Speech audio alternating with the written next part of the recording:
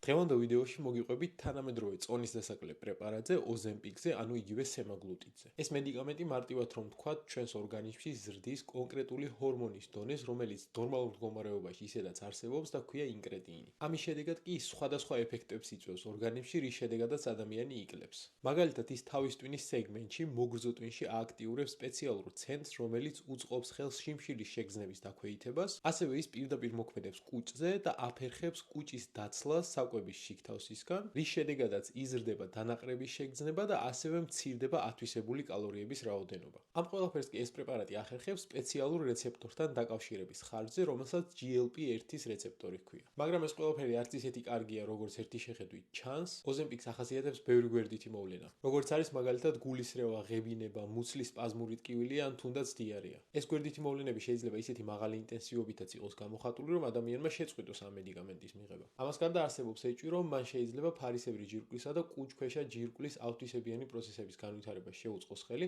თუმცა ეს ფაქტი ჯერჯერობით სამედიცინო კვლევებით არ დასტურდება. ამ პრეპარატის დეტალურ განხილვას, თუ როგორ ხდება მისი მოქმედება წონის კლების პროცესში, რა შემთხვევაში შეიძლება გამოვიყენოთ ის და რა შემთხვევაში მოაქვს მას ყველაზე მეტი ზიანი, ამ ყველაფერზე დეტალურად ნახავთ ჩემს YouTube ვიდეოში, რომელიც უკვე დევს ჩემს YouTube არხზე.